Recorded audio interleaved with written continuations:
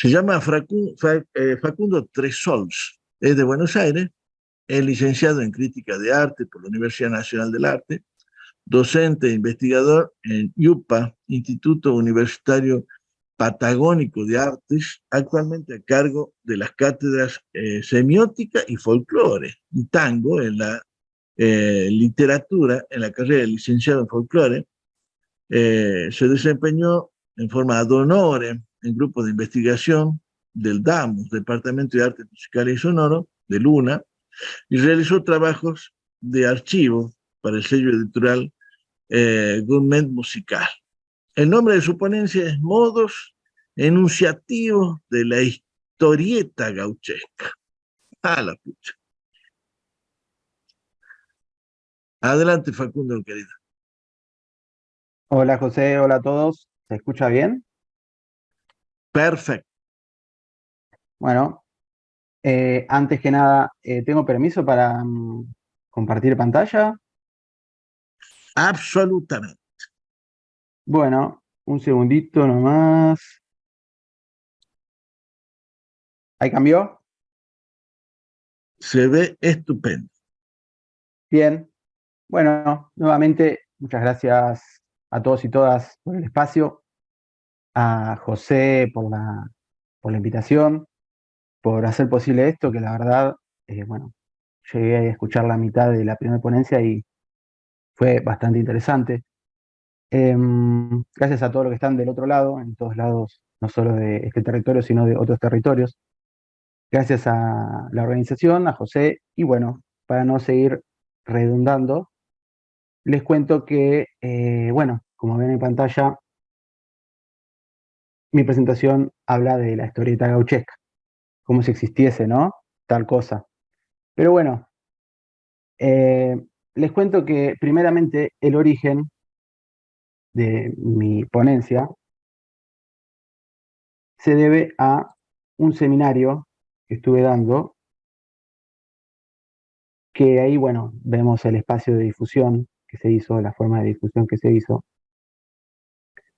Y en primera instancia, como bien dijo José, yo me estoy desempeñando en la carrera de licenciatura en folclore. Y según entiendo, un licenciado debería poder crear conocimiento o debería poder tener herramientas para generar abordajes de algún modo novedosos en la creación de conocimiento o en la indagación de ese conocimiento.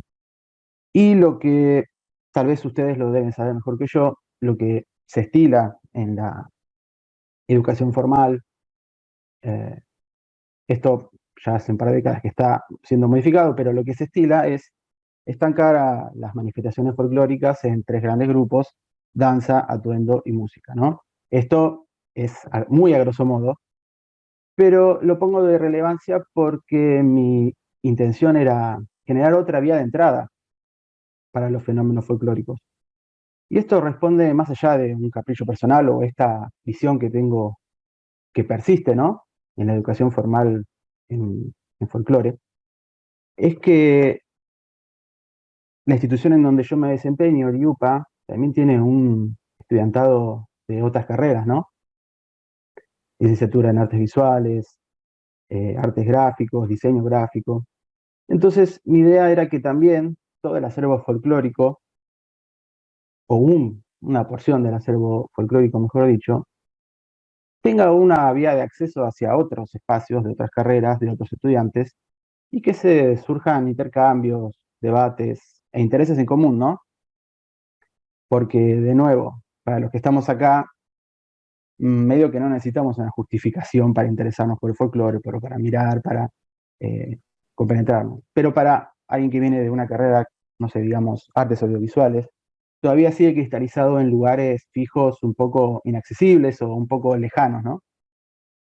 Entonces, bueno, ahí en pantalla vemos tres objetivos generales que me planteé a la hora de confeccionar este seminario, ¿no? Obviamente son objetivos muy, muy grandes y la propuesta pedagógica después varió en el hacer y en los intercambios también con los estudiantes. Nuevamente, para justificar, digamos, para contarles un poco, esta esta idea de seminario, obviamente surge una idea de un interés personal, pero bueno, las personas también somos finitas y frágiles, entonces un interés no, no completa esa idea de un porqué, un seminario o un interés de investigación. Bien, de este seminario fue un trabajo sostenido de casi un año, donde, bueno, surgieron algo que algunos llaman arqueología cultural, ir a buscar a lugares tal vez perdidos, eh, tal vez olvidados y tal vez sin una circulación demasiado masiva, algunos objetos que puedan pensar esta cuestión, ¿no? Los medios masivos, es decir, la historieta, y el acervo folclórico. Seguimos. Entonces, para pensar esta cuestión, sin, digamos, para mantenerme un poco en mi área de expertise, que es la teoría literaria, la semiótica, la lingüística, las, algo que algunos llaman la sociología de la cultura, que bueno, eso es muy discutible. Esta cifra, literatura folclórica y medios masivos, historieta, la pienso en términos, en una primera instancia, en términos de transposición. ¿Qué es la transposición? Voy a compartir esta cita que parece grande, pero es muy chiquitita, para poner de plano un poco este enfoque de la transposición. Vivimos en un mundo de relatos, acertijos e informaciones, poemas y sermones arrancados de su lugar, llamados sin razón aparente de un lenguaje o de un medio a otro, desde un inicial asentamiento escrito al lenguaje del cine o de la oralidad a la imagen electrónica y digitalizada. En ese tránsito, relatos, acertijos, informaciones o sermones suelen además reducirse, inflarse, achatarse o teñirse de matices que, en ciertos casos, parecen destinados a exhibir los poderes de un medio y en otros a reproducir una moda o a recordar la existencia de una tradición. Y es esa circulación lo que determina que la relación entre el libro y los medios masivos no consiste simplemente en una sustitución histórica o en el planteo de una opción absoluta entre diferentes prácticas culturales. La cuestión de la transposición obviamente no se agota en esta cita, es una cuestión que, como dije anteriormente, o mejor dicho, como dije en la ponencia, que invito a que lean para completar un poco lo expuesto en esta ponencia, en la ponencia escrita, es una cuestión ardua y es una cuestión que nace un poco en esta idea de una circulación sin fronteras, ¿no? De mensajes, que ahora, desde hace más o menos 30 años, a 2 clics de distancia podemos estar conociendo lo que pasa en otro lado del mundo, o mismo esto que está sucediendo ahora en este momento, ¿no? Gente de diferentes partes del mundo pueden estar intercambiando mensajes, ¿no? Es un poco tratar de entender cómo esos intercambios, esos pasajes de un medio, de un soporte escrito hacia otro audiovisual, o de directamente un género entero, por ejemplo, bueno, retomo la gauchesca hacia un género teatral, el circo criollo o el grotesco criollo, en ese pasaje, ¿qué pasa en el medio? ¿Qué es lo que queda? ¿Qué es lo que se reformula? ¿Qué es lo que se reinterpreta? Un poco la idea general de la transposición es entender estos pasajes. Como dije antes, esto es la... Bueno, no sé por qué no me está pasando la imagen. Esa es la óptica general que yo adopté para la investigación que derivó en el seminario. Nuevamente, ya con una herramienta metodológica que sirvió a la investigación, definimos la operatoria transpositiva. Es tratar de entender cómo una operación social, mejor dicho, tratar de entender una operación social por la cual una obra o un género cambian de soporte y o de sistema de signos.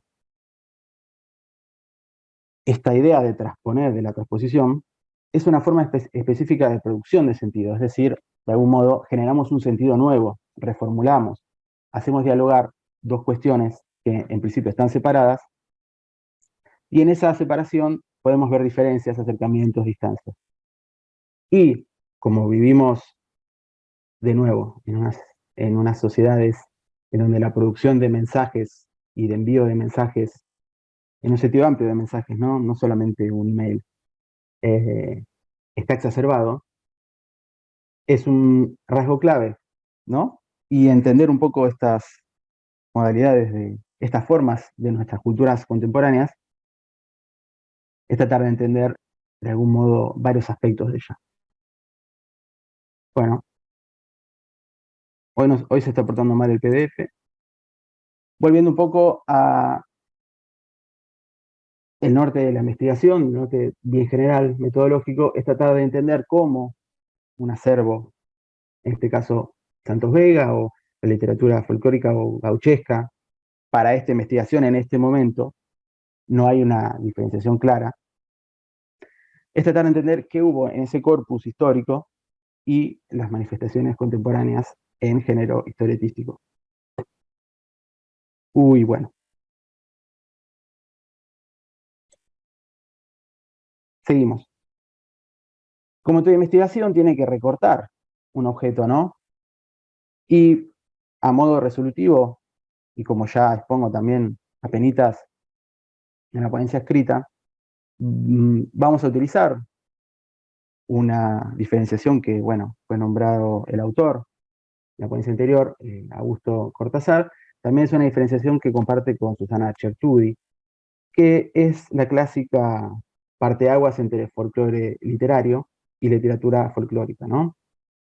Que bueno, están los famosos 8 requisitos que tiene Cortázar para, con un bisturí, designar qué es una expresión folclórica y qué no, pero que entre estos dos, digamos, objetos, la diferencia más importante es que la literatura folclórica tiene una autoría individual y letrada. Y el folclore literario es un acervo anónimo, ¿no? Que, bueno, orgánicamente, de algún modo, se traspasa de generación en generación.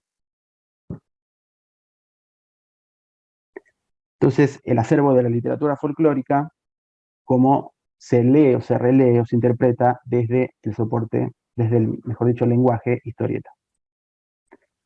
Nuevamente, estos pasajes a diferentes lenguajes eh,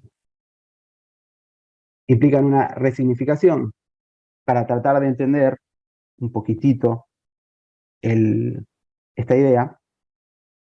Hay dos tipos de resignificaciones.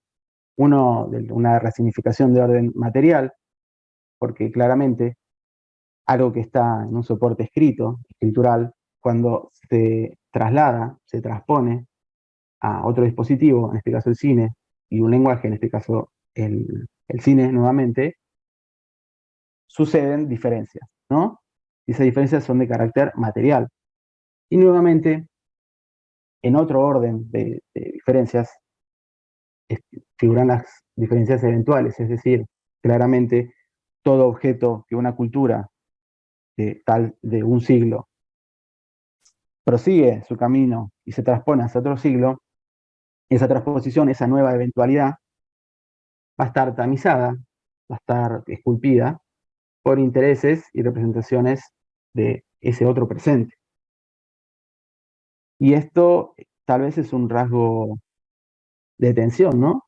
En las manifestaciones folclóricas o en las manifestaciones que tienen una cifra tradicional, porque la cifra de la temporalidad de la tradición es múltiple, en el sentido de que algo es tradicional porque alguien atrás mío en el pasado, en el tiempo pasado lo hizo, alguien en el presente lo hace y en el futuro alguien evidentemente también lo hará. Entonces, yo no me detengo en la investigación en este apartado, pero es un apartado muy rico, ¿no? En hipótesis, evaluaciones, investigaciones. Prosigo. Nuevamente, estas cuestiones de la transposición no solo se ven atravesadas por las causas que mencioné anteriormente, las materiales y las temporales, las eventuales, cuando suceden los eventos, sino también que suceden operaciones, ¿no? Y un poco de nuevo, estas herramientas, la herramienta de la transposición, nos puede llegar a dar cuenta de un conjunto de operaciones, ¿no? Que acá brevemente están comentadas, ¿no? Es la edición, la redistribución y la expansión. Estos son grados, digamos, u operaciones que el texto, digamos, que uno analiza, ejecuta sobre el texto base del cual está basado. La edición, que produce un recorte en algún área de sentido, un achatamiento, en el que claramente simplifica, o toda una interrelación de red de causas y efectos que suceden en el texto base no están en el texto transpuesto. La redistribución de funciones, esto también es un elemento de, claro, tal vez en una narración el personaje principal pierde su lugar en su reformulación, en su transposición, y se convierte en secundario y vemos la vida de una cuestión, un personaje menor.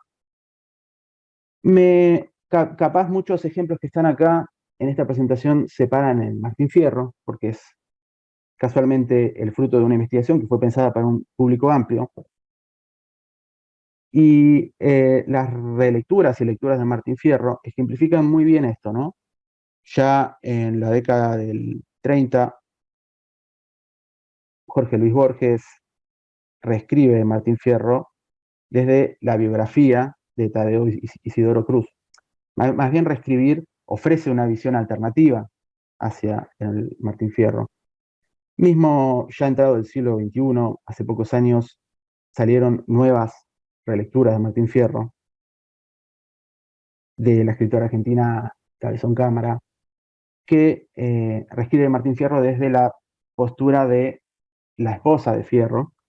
Y también, no recuerdo ahora el apellido, hubo un escritor que reescribió el Martín Fierro a modo de dicho por su autor, lenguaje villero, lunfardo villero.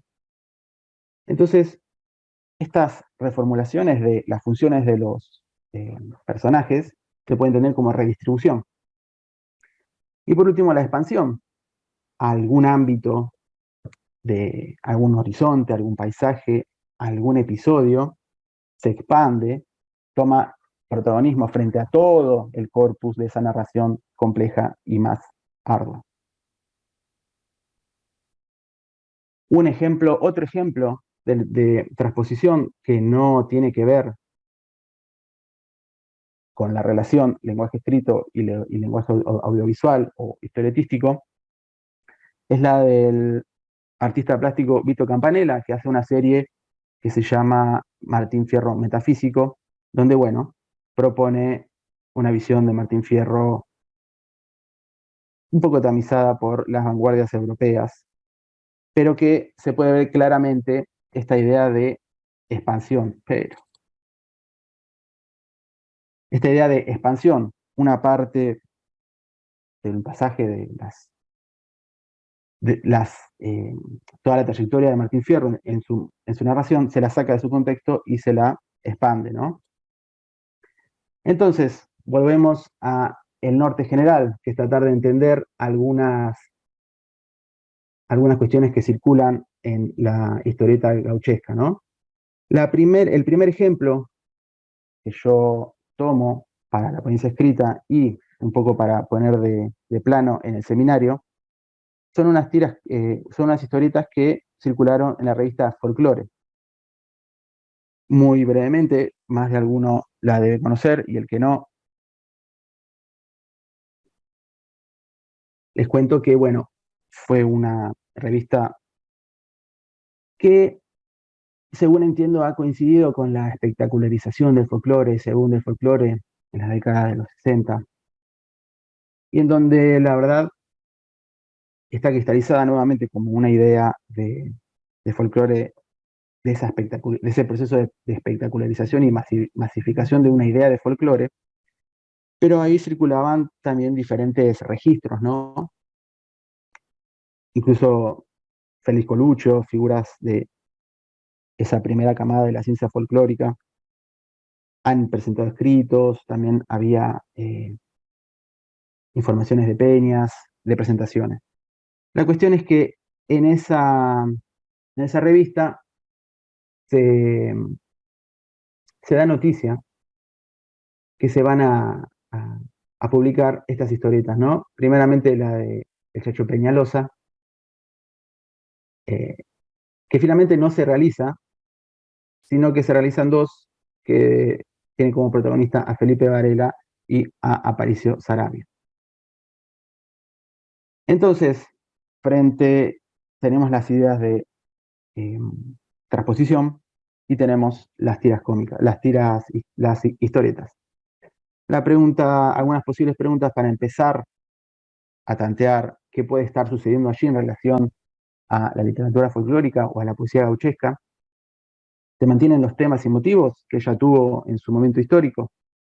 En esa reformulación, en esa relectura de ese acervo, hay una búsqueda específica, hay, digamos, una idea de, más que replicar eso que circuló, ese acervo que circuló, hay una idea de autor contemporáneo. Se busca una idea de especificar alguna búsqueda artística, digamos. ¿Y qué funciones enunciativas puede haber? Es decir, podemos ver allí alguna función social que salga más, que salga por fuera de una historieta.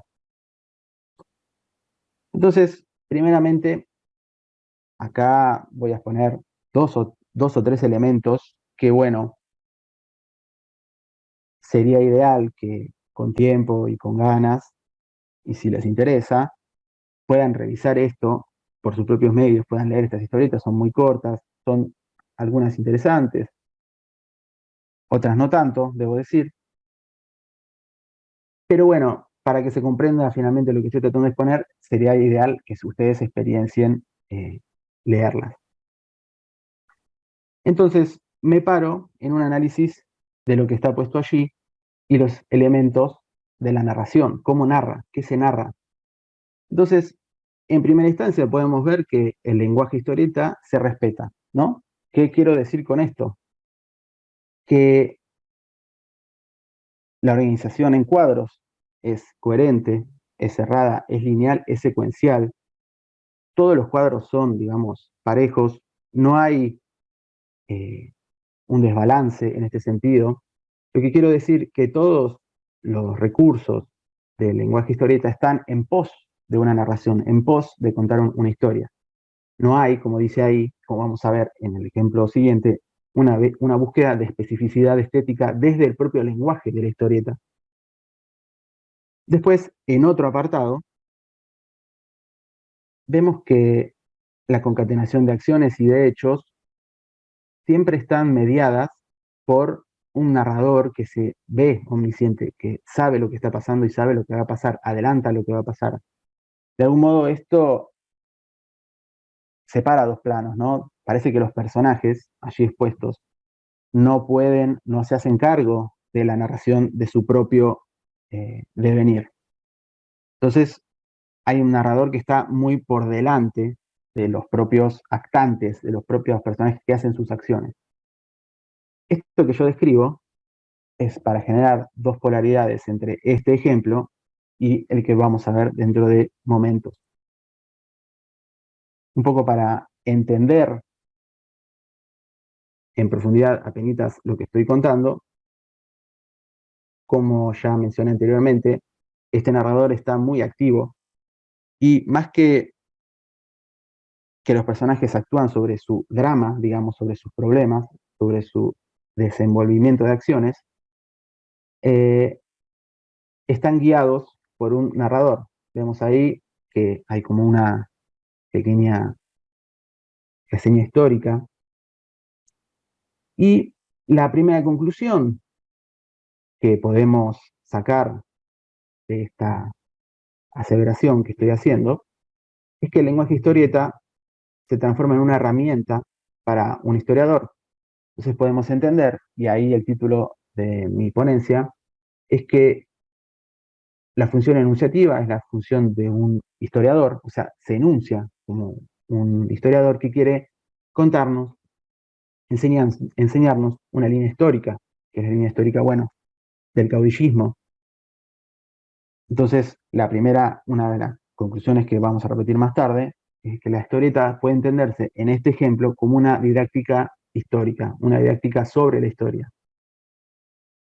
Sobre las funciones didácticas de la historieta hay cantidad de trabajos, mucha gente, hoy no tanto porque es un lenguaje que gracias a, o en desgracia de los medios de comunicación masivos, o los celulares, las pantallas, quizás está en detrimento y esta función no está con tanta fuerza como estuvo en los 40, 50, 60 y 70. Prosigamos, porque ya veo que me estoy excediendo de tiempo. El otro ejemplo es un ejemplo de Alberto Vas Breccia. bien en tiempo, siempre y cuando dejes 15 minutos para poder después trabajar, digamos así, en un panel, ¿no? Pero estás en 38 minutos. Adelante, mi amigo. Muchas gracias. El otro ejemplo que seleccioné para pensar estas polaridades, estas ideas de cómo puede servir o qué relaciones tiene la historieta con algún acervo cultural folclórico, son dos ejemplos de Alberto Brecht, un conocido autor, eh, que tomo acá para introducir que evidentemente estamos enfrente de otro tipo, ¿no?, de autor, un tipo que está bien embebido de las formas de la historieta más contemporánea, de una búsqueda propia, ¿no?, del lenguaje, del lenguaje.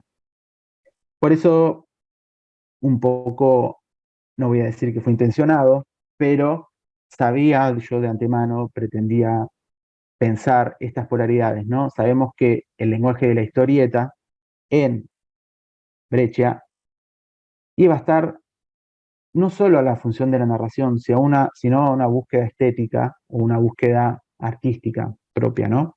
Entonces siempre son bienvenidos esos entrecruces y esos juegos con el borde, con el límite de los lenguajes. Los ejemplos que yo selecciono son dos, uno se llama El regreso y otro La espera. Nuevamente, tal vez esta es una experiencia un poco más placentera en mis gustos personales para poder entender lo que yo estoy tratando de contarles. Les recomiendo su lectura, se encuentran digitalizados todas estas historietas que les estoy contando. Entonces, para tratar de entender, tratar de generar una polaridad con lo que sucedía en la revista Folklore, me paro en esta pregunta, ¿no? ¿Quién canta y quién cuenta? En el ejemplo anterior vemos una idea de un narrador, tal vez con esta pedagogía de la historia, bien centrado desde las ciencias históricas, teníamos fecha, lugar, apellidos, hechos. Pero acá vemos tal vez lo contrario, ¿no? El narrador no se hace cargo de la narración, no desoculta lo que va a venir para los personajes, no está parado en un discurso sobre la historia, si bien esto pertenece veladamente y con interpretaciones propias a episodios no históricos como la historia, sino como cuestiones que sucedieron en nuestros territorios. Nuevamente, para generar otra diferencia con el ejemplo anterior, el protagonista, el actante, quien hace las acciones, no solo hace las acciones, sino que narra, ¿no? Eh, Acá, digamos, si antes teníamos alguien que desde la ciencia de la historia o de la historiografía narra y desoculta lo que le pasa a los personajes, acá tenemos los personajes haciéndose cargo de su devenir de acciones en un pleno hecho, digamos, narrativo literario, ¿no? Como un cuento, como una narración clásica, digamos, ¿no? No hay una dimensión externa. Bueno, me adelanté, no sé por qué. Nuevamente abro un paréntesis, Y esto, retomando la pregunta, también implica un paralelismo con el gran tema de la narración, quién narra, quién cuenta en la poesía gauchesca, ¿no? En la poesía gauchesca, en su soporte escrito, tenemos esa ilusión de que se forma una acá y ahora, de un fogón, de alguien que recita, que canta, ¿no? Y la forma, bueno, de algún modo, se puede generar un contrapunto, es un diálogo, ¿no? Con otros personajes, con otras situaciones. En este caso tenemos muchas capas, tanto interiores, de los personajes, de su psicología, de su ser, de sus reflexiones de lo que va pasando, con otros recursos temporales, el antes y el después, lo que se llama los flashbacks, ¿no? Volvemos un poquitito. Nuevamente, a diferencia de las tiras de la revista Folklore, hay diferentes espacios de narración y espacios no solo físicos, sino que espacios mentales. Se introduce esta reflexión interna de los personajes, ¿no? Esto reenvía claramente a esta idea de un hacedor más contemporáneo, ¿no? Que conoce los mecanismos de la literatura del siglo XX. Entonces, a modo de contraste visual,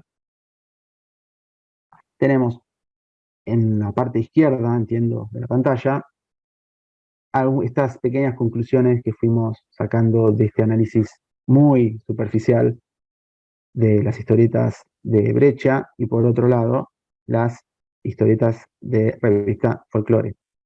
Hay múltiples niveles de narración, cuatro, un narrador omnisciente, los personajes, o un narrador, los personajes, la narración de esos personajes y los flashbacks.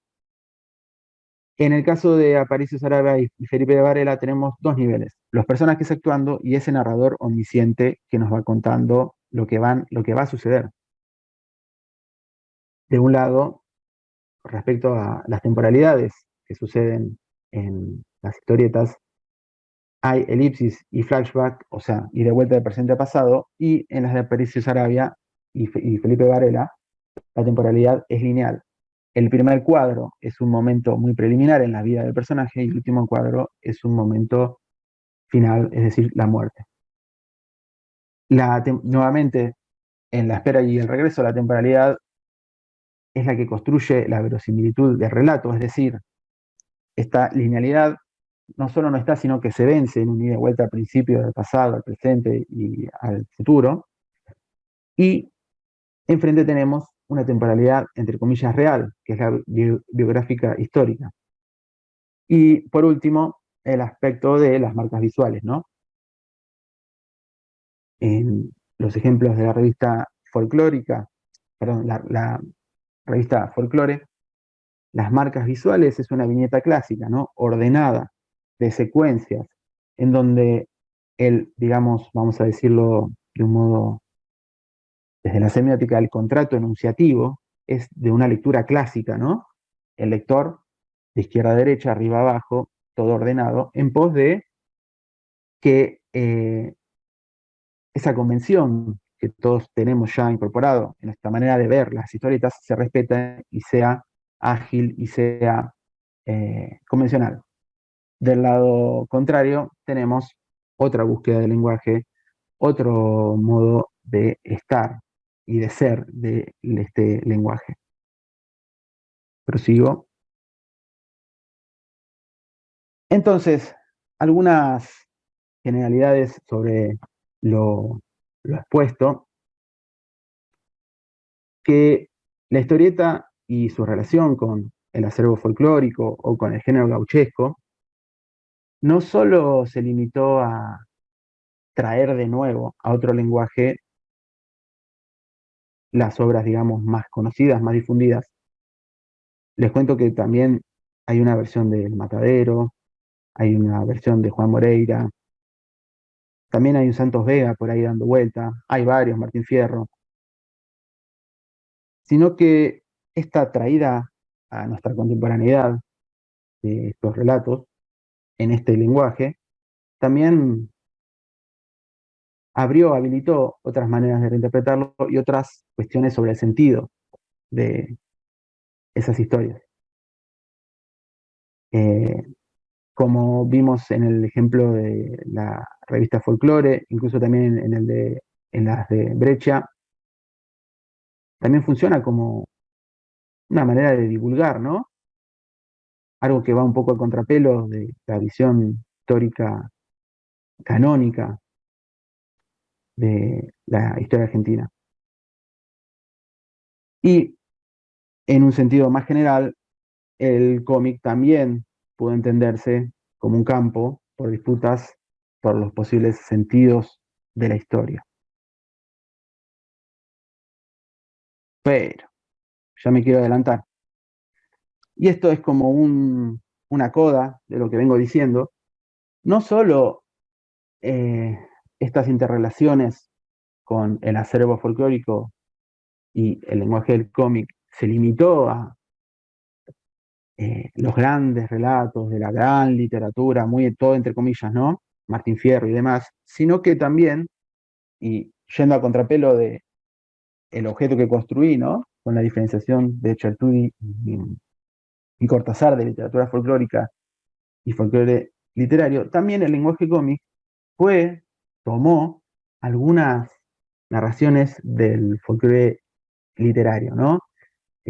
Acá vemos un ejemplito del Familiar, y bueno, si nos paramos desde la definición de folclore literario y literatura folclórica, va a contrapelo nuevamente de esta idea. Pero, se está portando mal esto, ¿eh? Entonces, finalmente, dos enunciaciones posibles sobre la historieta es que puede servir como una didáctica y como una herramienta para la corriente revisionista histórica, o puede pararse, ahí vemos un gaucho muy estilizado, ¿no? Muy geométrico, digamos. O pueden entenderse también como una búsqueda estética, como préstamos de mecanismos de sentido, metáforas, que vienen de la narración literaria más moderna o más del siglo XX. Bueno, hasta acá hemos llegado. Muchas de las cuestiones traté de resumirlas lo más posible y hacerlas un poco inteligibles. Dirán ustedes si pude lograrlo o si quedé en el camino. Pero de nuevo, hay como muchas cuestiones que se pueden apreciar solamente si leemos lo mismo, entendemos lo mismo en el sentido de que miramos los cómics entre todos. Gracias. No sé si, obviamente, José, espero tu devolución. Seguramente puedas aportarme algo, alguno de los oyentes, de los compas. No, seguro, y hay también comentarios en YouTube. Vamos a darle primero la palabra a Juan, que levantó la manito.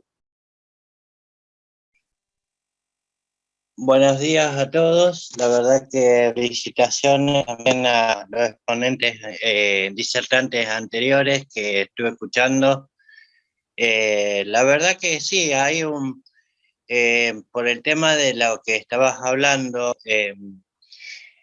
hay otras versiones y otras cosas que se narraron en historietas. Y también historietas que se narraron para infantiles, ¿sí? Hasta inclusive creo que la historia del Real West también está hecho en historietas.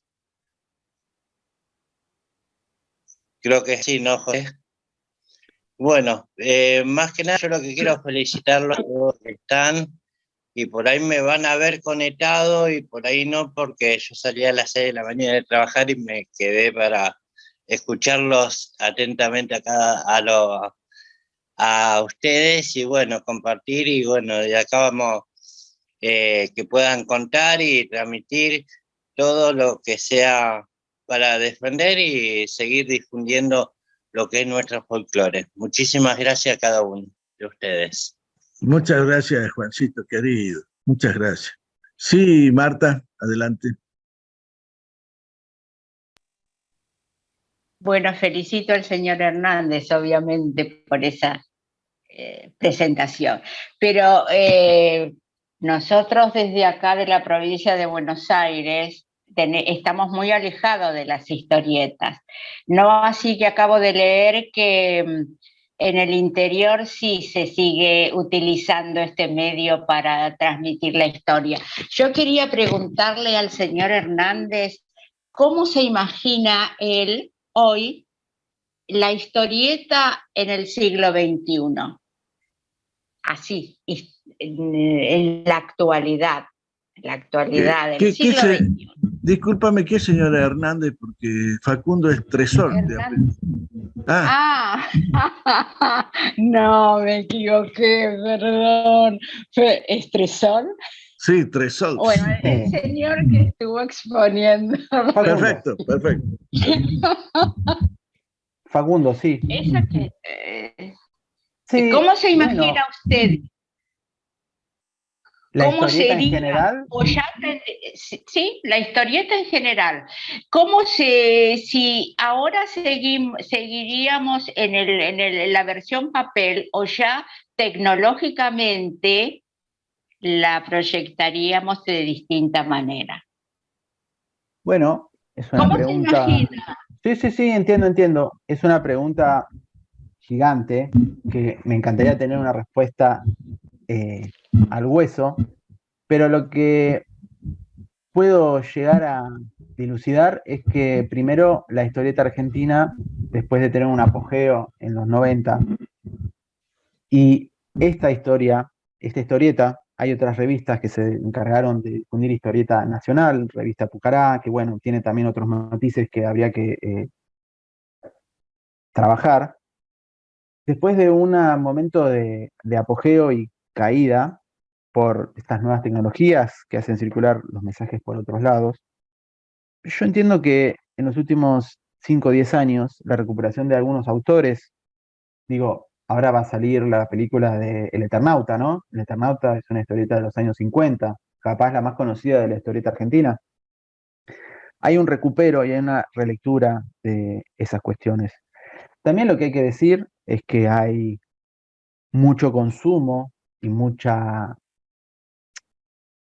circulación de grandes empresas de discursos sobre la historieta que vienen de afuera. Uno cuando habla de historieta es imposible no pensar en un superhéroe, una capa, o tal vez la historieta japonesa, el manga, el anime, todas esas cosas que, bueno, como siempre, los acervos locales y nacionales o de este lado del mundo quedan en detrimento, ¿no? Con respecto a esa invasión, esa industria gigante de otros lados del mundo. Yo, en mi experiencia personal, entiendo que hay una revalorización y una búsqueda, ¿no? De nuevo, por volver a autores locales, porque, digo, como muchas cosas, no solo Messi, no solo esas cosas, acá de este lado del mundo, en estos territorios hay mucha buena producción, hay producción muy aguda y que, bueno, de nuevo, si no hay esa vuelta a esos autores, a esas formas, se van a quedar en el olvido. Y también, como siempre, estas tecnologías que divulgan mensajes o hacen disponibles mensajes a 2 clics, es un arma de doble filo, porque también nos llega mucho lo de afuera, pero también podemos tener al alcance nuestro varias cosas. Voy a dejar un link en el chat del Zoom a quien le sirva. Muchas de las revistas que yo estoy mencionando se encuentran en el archivo histórico de revistas argentinas. No sé si lo conocen. Es un lugar, la verdad, es un archivo que tengo entendido que, primero voy a ver si estoy escribiendo bien el enlace.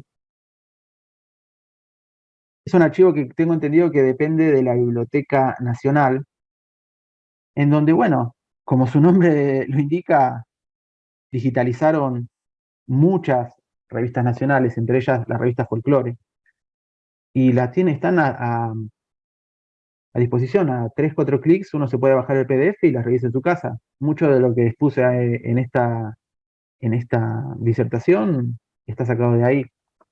Digo, y con esto cierro capaz la respuesta, estas tecnologías sí nos hacen ver más pantallas y menos papeles, pero también tienen esa doble cara, ¿no? De que en esa pantalla podemos traer papeles viejos, por así decirlo. Y entonces eso permite un recupero de ese acervo. Espero haberte respuesto, Marta, la pregunta. Sí, muchas gracias, muchas gracias. Bien, acá hay un escrito que hace Conectando Raíces, que dice Facundo, bastante interesante su ponencia, si fuera posible nos gustaría contar con el material para aportar al Departamento de Comunicaciones, donde cada profe, desde su impronta, el interés de los estudiantes y la inclusión de la tecnología, revisionar y motivar a cada uno en la investigación de lo expuesto. ¿Sí? Bueno, ya te pones entonces en comunicación, o yo te voy a mandar después el teléfono de esta gente para que aportes este material que realmente es muy interesante. Yo te voy a hacer ahora mi devolución, ¿no? 3 cuestiones para mí. Bueno, vos sabés, yo soy historiador, trabajo en historia de hace muchos años. Entonces, ¿qué pasa? La historieta es un vehículo non santo, como todo cómics, ¿no? Del tema de la historia. Vos sabés que la historia, yo he trabajado mucho lo que es memoria e historia. Son 2 cosas interesantes. Memoria es un acto afectivo y la historia es un acto intelectual. ¿Sí? Acá tenemos dentro de la historia, vos tenés 2 cuestiones fundamentales dentro de la ciencia y la historia, que una es la heurística y otra es la hermenéutica. ¿Sí? O sea, la interpretación de los hechos. Napoleón Bonaparte decía, no hay hechos, hay interpretaciones. Karl Jasper también decía lo mismo. Yo no estoy tanto de acuerdo. Yo creo que hay hechos interpretados. ¿Sí? Los hechos están, por supuesto. Ahora, la cuestión acá es que, como todo, el cómics, ¿sí? El cómics puede ser en historieta, puede ser en dibujo animado, puede ser, es la cuestión de la imagen, ¿sí? Tanto así que este cómics puede abrevar, ¿sí? Abreva en la historia, como puede abrevar en el folclore, ¿sí? Y acá, otra cuestión que es cómo lo ve Cortázar, ¿sí? Como digamos que Cortázar es un positivista y un fenomenológico, o sea, él trabaja sobre el fenómeno, ¿sí? Cosa que la ciencia actual del folclore, basada más en el estructuralismo, va a trabajar sobre el símbolo, más que sobre el fenómeno. O sea, es más formal, se maneja por estructuras, ¿sí? Estructuras formales, ¿sí? Y sobre eso, a la inversa de Cortázar, el fenómeno se tiene que adaptar a la estructura y no al inverso. Por eso es que la ciencia moderna del folclore no anda discutiendo ni peleándose a ver qué es folclórico y no es folclore, no le interesa. Es el fenómeno que se tiene que adecuar o no a la estructura. Porque la ciencia, ¿sí? Más si lo vemos desde la epistemología moderna, que no sé si ya está moderna, Lakatos, Kuhn o Popper, ¿no? Ya es absolutamente abstracta. Y de ahí, te digo más, hasta se matematizó la ciencia. Se trabaja sobre topología, se trabaja sobre cuestiones matematizadas. Interesante, interesante. Yo creo que yo soy más del Kuhn, ¿no? Donde digo, bueno, donde digo que tiene que haber una interrelación y todo extremo no es bueno. Ahora bien, vos fíjate que en la historieta, ¿sí? Que es el punto que estamos tratando, ¿sí? También hay interpretación. Va a pasar lo mismo, el narrador, de alguna manera, está interpretando la historia. Y así como vos has puesto 3 o 4 ejemplos, yo te puedo dar, por ejemplo, el Cabo Sabino, que salía en la revista D'Artagnan y el Tony, ¿no? El Cabo Sabino era un reivindicador del sufrimiento del gaucho en la frontera indígena. Y estaba muy bien hechita, fíjate, por lo menos desde mi punto de vista, ¿no? ¿Por qué? Porque trataba de reivindicar un momento histórico, ¿sí? Donde se había escrito muy, o sea, como vos le hablaste, la historia oficial, que tiene más de oficial que de historia, había sido muy perversa con el indígena, ¿no? Tanto es así que es reivindicatoria de Roca, es reivindicatoria de los genocidios, es reivindicatoria de la civilización, ¿no? Y de los civilizados. Entonces, es acá donde yo encuentro esas historietas, por ejemplo, muy interesantes. Y también la revista Fierro, no sé si vos la has podido llegar a ver, tiene algunas cositas interesantes también con respecto a este tema sobre, por ejemplo, hay una que trata sobre un malevo, ¿no?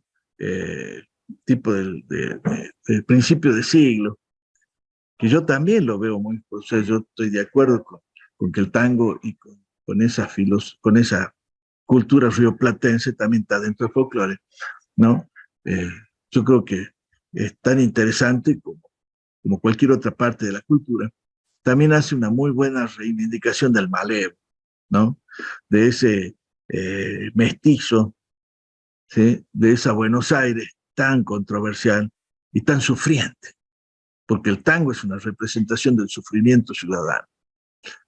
Entonces, cuestiones acá que hay que tratar, y creo que te digo que ahondes un poquito más en el tema de memoria e historia, ¿sí? Que va dentro de tu trabajo muy importante, porque es un tema que nadie quiere tratar, fíjate, porque es un tema tan actual, ¿sí? Pero a la vez, fíjate vos que ya la historieta es historia. A pesar de que se lo trata en el caso del tema del Eternauta, ¿no? Que es una visión argentina del héroe, es tan hermoso el Eternauta. Pero hoy en día, pregúntale a cualquier chico si ha leído el Eternauta y nadie sabe nada, ¿sí? Y ahí te das cuenta cómo se perdió el símbolo, ¿no? O sea, se perdió el folclore, es historia. Pero hoy en día tenemos otras cuestiones que son el cómic en el dibujo animado o en la animación. Es la nueva visión del cómic, ¿sí? Y es ahí donde nosotros tenemos que fijar cómo está trabajando el cómic argentino, que hay mucho trabajo y material poco difundido, ¿sí? Sobre el cómic en la parte de animación, porque vos sabés que hay certámenes de cortos en cómics argentinos que son internacionales, o sea, les vuela la cabeza a los franceses y a los ingleses lo que nosotros hacemos los argentinos, les vuela la cabeza, porque convengamos que la formación de las universidades argentinas hasta hoy, no sé, Milei después destruirá todo, es fantástica, ¿sí? La formación que tenemos es fantástica, porque nosotros tenemos una visión muy, pero muy universal de la filosofía, ¿sí? Nosotros estamos estudiando Foucault, estamos estudiando Chiang, estamos estudiando, o sea, los últimos filósofos de la universidad, se está discutiendo. Y eso es lo maravilloso. Cosa que yo, por ejemplo, que tengo contacto con América, me doy cuenta del nivel argentino, a diferencia de lo que se está enseñando en Latinoamérica, ¿sí? Que no tienen, lamentablemente, acceso a mucho conocimiento de la filosofía, y no solamente la filosofía universal, la filosofía americana. No sé si vos has leído a Dussel, si has leído a Mignolo, si has leído a Quijano, ¿sí? Estos filósofos americanos tan importantes que hoy nosotros vamos a tratar en este congreso, que es la decolonización, el eurocentrismo, ¿sí? Y la americanización, o bien la viayalización, no sé cómo llamarle ya, de lo nuestro. Eso es todo y muchísimas gracias, Facundo, realmente extraordinario tu trabajo y quisiera que te integres a nosotros. Me gustaría mucho que te integres a nosotros. Bueno, José, muchas gracias por la devolución. Bueno, abriste muchos campos que la verdad estaría para charlar unas 28 o 29 horas, pero sé que estamos bastante limitados en este momento.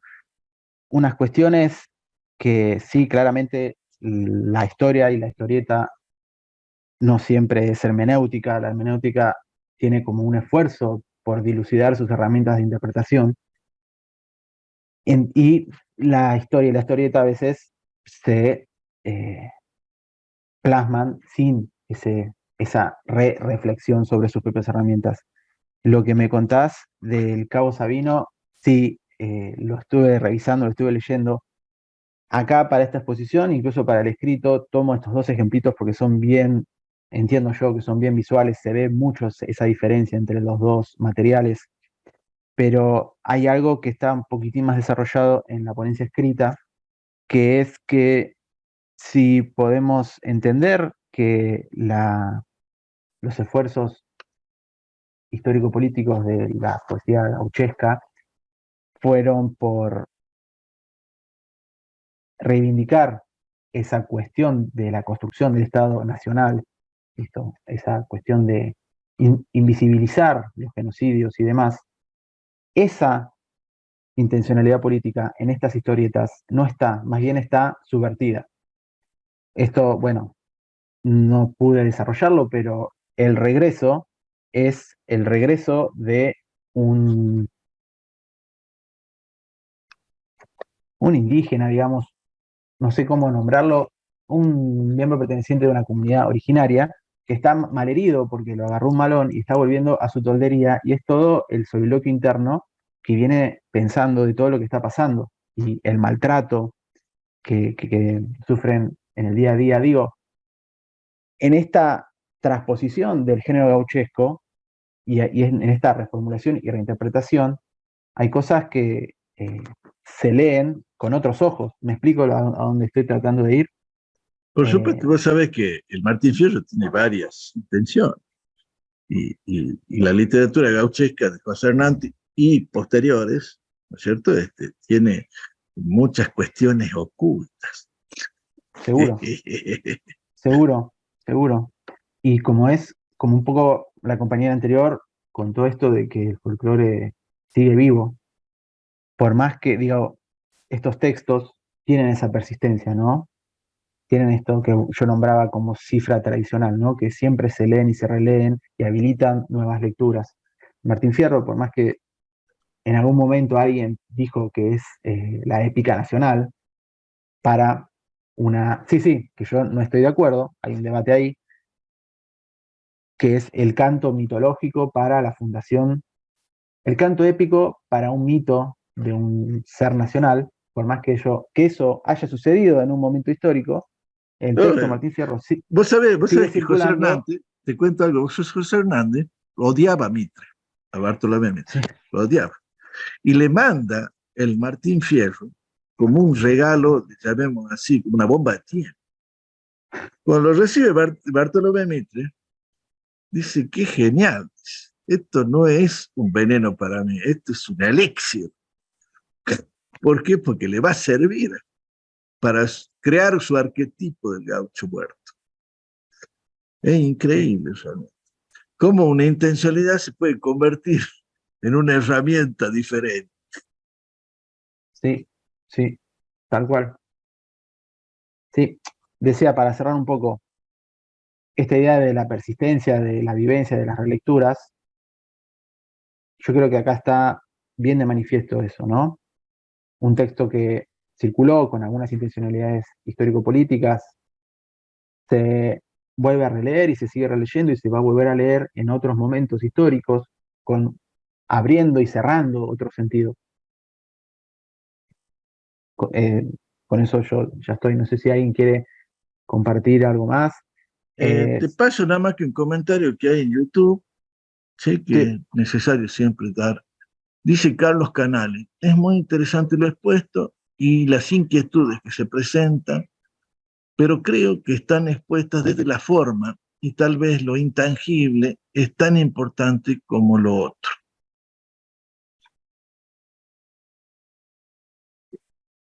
Eso dice Carlos Canales. Que en realidad yo creo que en tu exposición y en tu ponencia está perfectamente trabajado el tema del intangible. Así que, bueno. Lo que pasa es que ahí tenés vos lo que es la cuestión oral y la cuestión escrita, ¿no? Cuando es mucho más preciso una ponencia escrita de lo que uno puede expresar muchas veces, la dificultad de la expresión, ¿no? Pero bueno, vamos a dar oportunidad. ¿Alguien más quiere hacer alguna pregunta, algún aporte? Bueno, muy bien.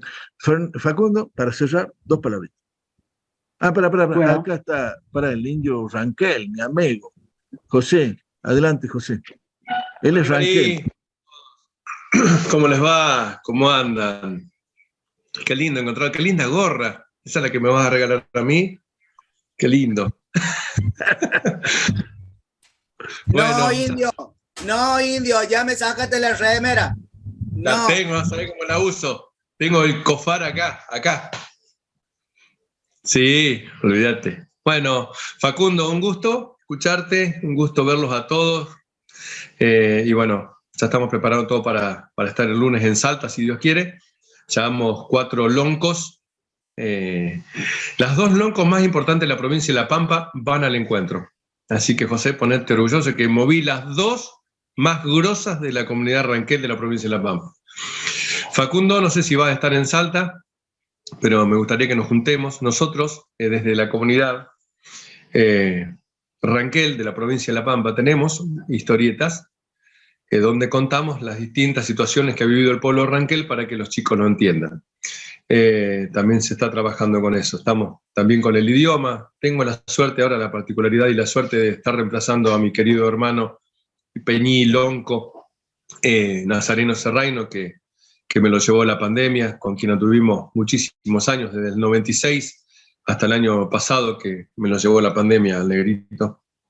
Así que bueno, estamos con la educación intercultural bilingüe, junto a Erika Salabardo y a Leo y a Javier Villalba, que vamos a estar también participando del encuentro ahí en Salta. Justo hay encuentro de IB en Salta, así que hemos tomado la decisión, con la invitación de José, de estar, ir a plantear lo que nosotros estamos trabajando, que va a ser un honor.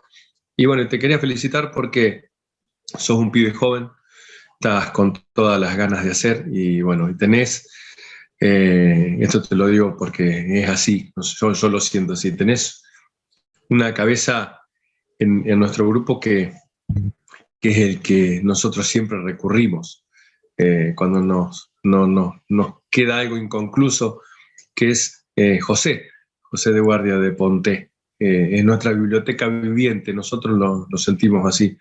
Siempre está para todo y te puede dar una mano fenomenal para que lo que vos estás haciendo siga su curso por el buen camino, como venís haciéndolo. Así que era eso, felicitarte y decirte que nosotros también en nuestra comunidad, nuestra Confederación Ranquel del Pueblo, Nación Ranquel, tenemos también historietas para que los niños, nuestros pichiquiché, nuestros pequeños y nuestras raquiduas, nuestras maestras y maestros, enseñen lo que es la historia ranquelina desde el punto de vista del Ranquel. Así que bueno, desde ya muchas gracias y bueno, felicitaciones, Facu, y a meterle para adelante. No te olvides que toda duda que tengas, tenés la biblioteca viviente a disposición. Él siempre está a todas horas. El otro día, que bueno, me llenó de orgullo porque yo tengo un programa en la tele, en la radio televisivo, y bueno, se había caído su nietito, y él entró igual, lo llevaron, hicieron de todo y entró aunque sea un ratito igual, tuvimos 1 hora y algo charlando, que bueno, eso demuestra que son las ganas que José tiene y las cosas que aporta. Así que bueno, saludos para todos y nos vemos en Salta si Dios quiere. Buenísimo. Bueno, hemos adelantado un poco el tiempo de exposición justamente para que después del trabajo de Olga Nenetzin, que sigue a continuación, tengamos un ratito más para poder dar una conclusión de esta primera jornada.